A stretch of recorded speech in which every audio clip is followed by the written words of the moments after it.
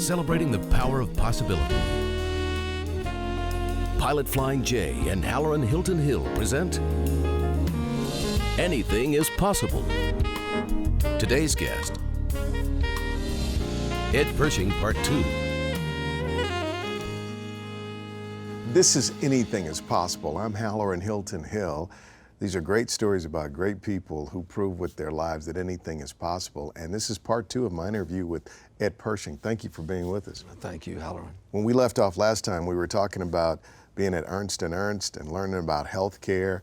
You were in your mid-20s and your career is taking off. So what happened after that? Oh, I have to give credit. I had a wonderful career with Ernst. They created possibilities for me beyond my wildest dreams. But for some reason, the last 2 years, I just felt this urge to start a company and try to do it. How many years were you there? I was there 9.5 years. Okay. But I just kept feeling this desire to start a company, and a couple of things I realized, that just some fundamental things about concepts, always putting the client first, and I just wanted to try some different approaches. And in a large organization, it's sometimes tough to bring about new ideas, but I don't say that as a criticism, because it was a wonderful experience. What was it you were yearning for? Because you're with a big eight, you're on the partner track, you're gonna make plenty of money, and once you learn your craft, and if you learn how to make rain, you're golden. Right. What was it? The thing that I found that was motivated me the most and made it wasn't work, it was just so enjoyable, was being able to work so closely with clients and do things beyond just the normal.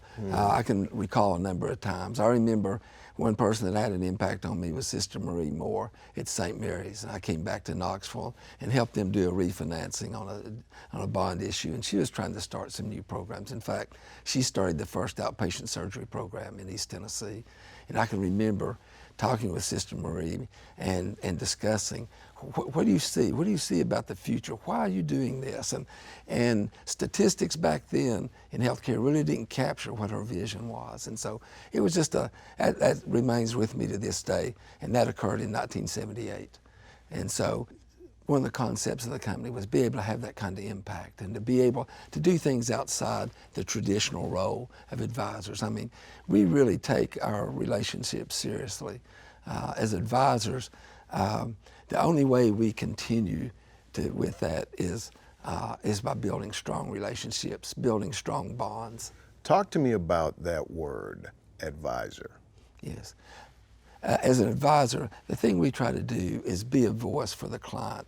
And sometimes it's saying, it may be giving them, we say we'll tell a client what they need to hear, not necessarily what they want to hear. So sometimes you're saying, I wouldn't go there, I wouldn't do that, or maybe modify and consider this. But always with the standpoint of being, we want to feel like we're part of the team as well. We always want to be great teammates, but we're an independent view.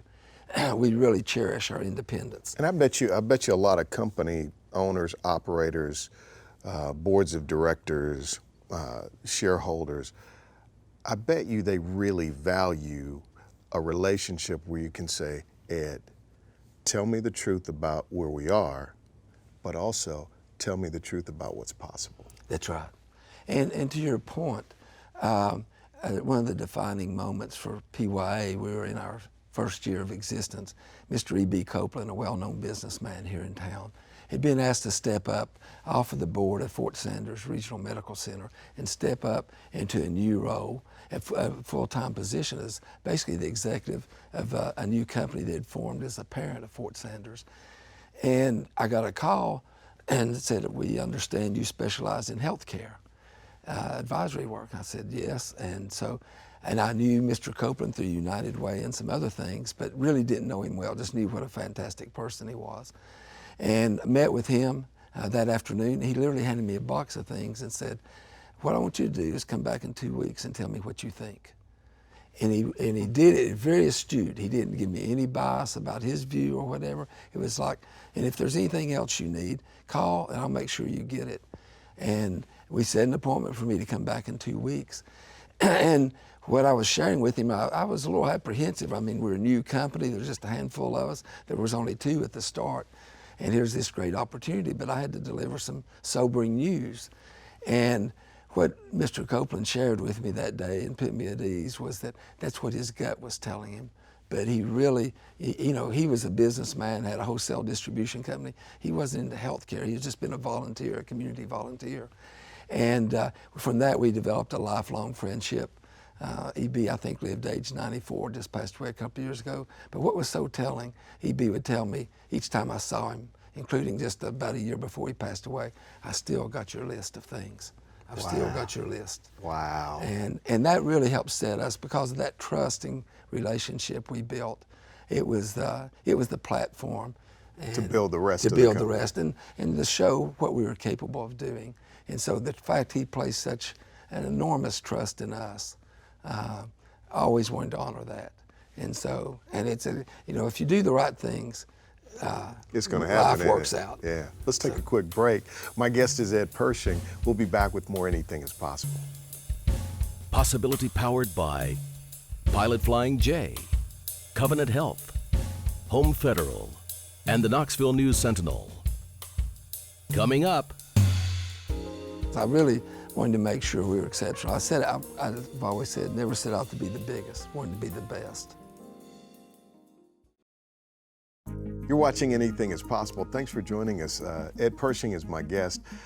You were talking about the beginning of Pershing and Yoakley and Associates, PYA now. How big is the company now? The company now has grown to about 275 employees. We serve clients in all 50 states in the Virgin Islands.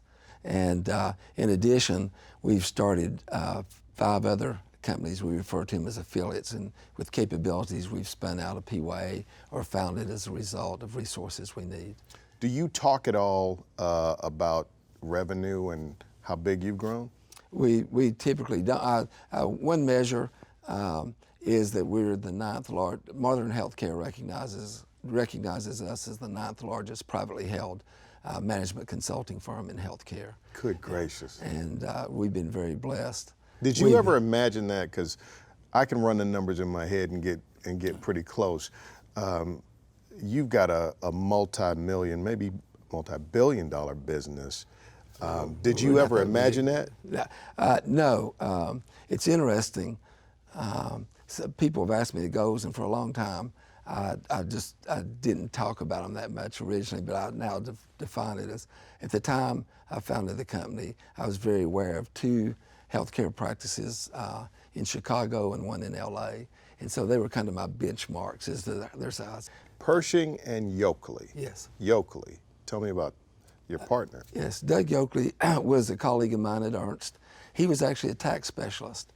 And one of the first thing I was looking for as I was on this mission of thinking about starting a company was the character of people, and Doug is highest integrity. And I also felt like if we're really going to be successful, I had to have a tax resource, because sometimes you got to consider the tax effects of things as you're providing advice as well. And Doug was one of those individuals that was always very responsive, and he didn't look at health care as just, well, a lot of that's not for profit. Right. He always embraced whatever the opportunity was. How'd you build into a global company that's got over 200 people? Talk to me about that growth pattern, because you start out with 2 people. Who's answering the phone? Right. Who's Well, they tell a story on me, because I really wanted to make sure we were exceptional. I've always said, never set out to be the biggest, wanted to be the best. I have a common phrase. Do you feel like you are? Well, I give credit to one of my partners, Marty Brown. He started saying, we're always striving to be better, and that's a better way to voice it than saying best, because best in one sense is right a moment in time, and so what we're voicing now is we're always striving to be better, and that's not just in our advice and technical advice. It's also how we treat our employees, how we interact with clients. So it's all aspects, and so the thing has always been to focus on the importance of people. Every role is critically important. Every role. I've always said I could write a great report, but if the person producing that report isn't meticulous in its appearance and its correctness and so forth, then the efforts. And so that person is just as important as the person crafting the report. And with that fundamental belief, we just have a tremendous environment. Tell me about your family. My wife, Karen, is the executive director of the Metropolitan Drug Commission. Wow. And I've got two stepkids, Ryan and Kristen. Ryan works at Denso and we have a grandchild now, age 5, Ryland. And everybody's surprised because at the office they've always seen me as always charging around, but when Ryland's there, it's a whole different story, isn't it? Different story. And then Kristen, she's a student at Pellissippi State right now, and so she's still with us at home. So, you know, as I've kind of observed and watched your company from afar, and like I told you, I wanted to come back around to. I've run into a number of people that know you, that have done business with you in the healthcare industry and beyond, and it's amazing what they say. It's really, and knowing a lot of executives, there's nothing like when you have confidence that I've got a business situation, I present it to my advisors, and they handle it, right? How important is that kind of a reputation to you and your team? It's critical. I have to admit, I take it very personally. I want to make sure we always provide exceptional service and exceptional advice. And so that's why we're also, one of the struggles early on was being able to recruit top-notch talent. When there's 2 of you or 5 of you or 10 of you, and I tell the story, one of the first times we ran ads, and we didn't have the budget for it, but we ran ads in the Atlanta Journal and the New York Times trying to find healthcare advisors. And we did make one hire out of those 2 ads. And so the evolution of being able to attract great talent, and as you know, when you're able to attract great talent, they draw more great talent. Let's take a break, and when we come back, I want you to teach me the rules of the road. I mean, if I'm on a possibility journey, based on your experience, based on successes and failures, what have you learned about possibility and about making possibility reality? Okay. Ed Pershing is my guest. You're watching Anything is Possible. We'll be right back.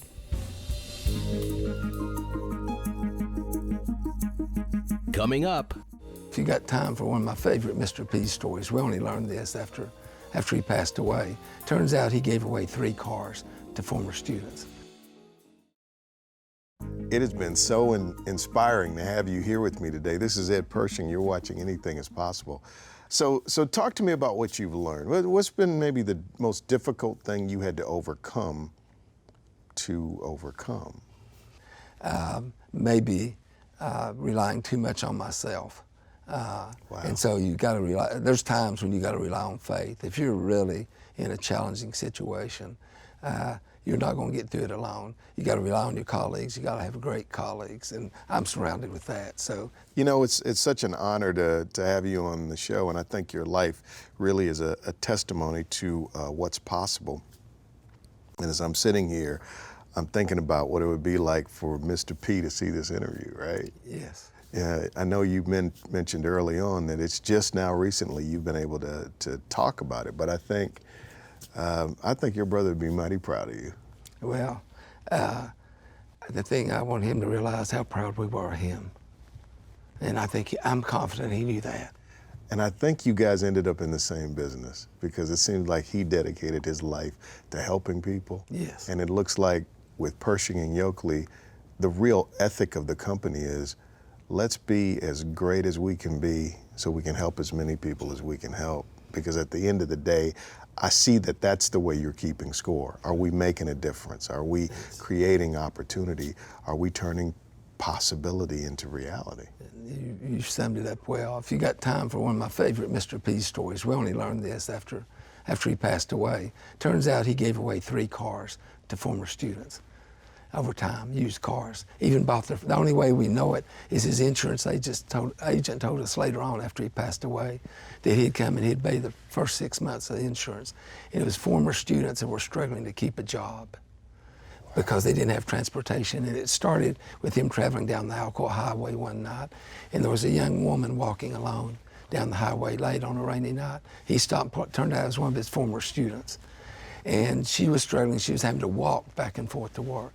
And without telling anyone, he went and found her a good used car, gave it to her with the insurance paid up for 6 months. She had 2 young kids, and he knew she needed that transportation. And that was seeing a need most people would never have seen. That is so strong. I got so many more. I'm at Sears exchanging a battery here back in October. I hand them the warranty. Sales clerk, she's probably 25. She looks, sees my name, says, "Do you know Mr. P?" And so I tell her, "Yeah, I'm his older brother." She had him, her mother had him. And we had given T-shirts. That Key Club did something in his honor after him.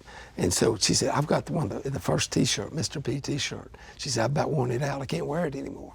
And so we do T-shirts for Vacation Bible School. And I said, "I'll bring you some T-shirts." And so I took one to her, and she just lit up. And you realize when somebody talks about somebody that had an impact on their life, you can see it in their face. Person working at a barbecue place, she was one of his. She helped him. She was a volunteer. She was a great student. Bread of Heaven Barbecue, if you ever been barbecue. I've been You've there. been there? Yeah, I have. All right, young lady there, the moment she saw my name on a name tag, she said, "You related to Mr. P?" So as you travel the world and you meet with the biggest executives of the biggest healthcare companies, and they're flying high and they're rolling in the money and they're measuring their lives by, Yeah. and you're looking at your brother who never made more than $25,000 a year, That's right. but you're looking at the impact of his life. That's gotta, why do you think it was all these years you couldn't talk about it? What was it? We were very close. And the tumor ultimately got him, because what happened, he got sick, and I'd always told him, if you ever get sick, you call, because he couldn't control body fluids. You know, if he didn't take a medicine nasally 4 or 5 times a day, he would basically urinate out to where his electrolytes would get off. And you got time for a couple of quick stories? This will blow your mind, I promise you. His electrolytes would get off, and so we always said, if you get, and that's something that happens, a tumor gets in pituitary gland and so forth, you lose control of certain things, and his body's ability to balance it's particularly sodium. A couple of times that happened, well, more than once. I think at least 3 times he was hospitalized over his life because of chronic hiccups, and they'd have to get his electrolytes back in balance. And to show you the impact, on my 60th birthday, when I was playing basketball, second game is the best of 5. The old guys were going to beat the young guys, and we did 4-1. Second game, a young guy, much better. I'm getting a rebound. I'm up. He runs into me. I fall. I just tuck and roll, hit the floor, don't think anything about it, keep on playing. 5 weeks later, I'm in critical care because I had a brain bleed. That's what this is right here. But the interesting thing, I've been having some problems. My doctor, I said, I'm just, I'm fine. I'll work it out. I'll just Well, I'm standing in my kitchen on a Sunday night, and I get hiccups. And I'm like, uh-oh. And no joke, they last about 45 seconds, maybe a minute. And I'm like, uh-oh. I'm thinking about my brother Dan. And my wife, Karen, she said, "Do you got the hiccups?" I said, "Yeah." And I don't tell her anything about it. I'm not what's thinking. Next morning, 6 a.m., I wake up, I'm laying in bed. Once again, I'm telling myself, I'm fine. I'm nothing wrong.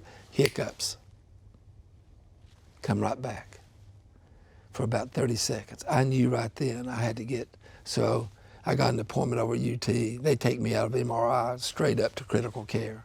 I've got this brain bleed. My brother's hiccups. I'm healthy. I'm fully restored, but I'd be dead if I hadn't been. If you didn't know that hiccups were a sign of. Yeah. So you feel like he was giving you the hiccups?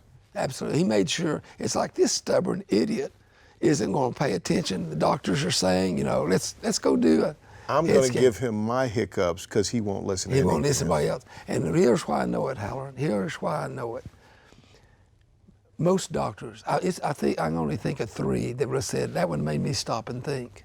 about hiccups. They've never, because they never experienced a patient like that. But what tells me that, not only did he do it that Sunday night, because it got my attention because of his history, but then stubborn me, I'll go to bed, I wake up thinking, I'm fine, I'm fine. And that's when my brother said, all right, dummy, one more time. And I knew then I was in trouble. I knew enough. I knew I was in serious trouble. And Rhonda will tell you it's the only time I've ever walked in and said, clear the calendar and get me an appointment. And this is a true story. She calls Jack Lacey. Jack says, well, let's call and get him in for an MRI. True story. They call. He said, you call. He was out. She said, can you? She said, I'll call. She calls for scheduling. Said, Dr. Lacey said, and they said, we don't have anything available today. And she said, he needs to get in. And she said, well, you know, he can come through the emergency room if it's emergency. She said, no. She said, well, how? She said, the only way there's anything going to come available is if there's a cancellation. And Rhonda said, all right, check and see if there happens to be a cancellation. And the woman just kind of like, you know, there's not going to be 3:15, there's a cancellation. I'm taking it over there, 3:15, I'm getting an MRI. 45 minutes later, I'm being wheelchaired into critical care. My gosh. Hiccups. Well, that's good. Well, thank you for sharing his story with us, because his story is the great story of possibility. Oh yeah, it's much better than mine. Thank you for being here, brother. Sorry. Love you, man. No. Thank you. We'll see you next time on Anything is Possible.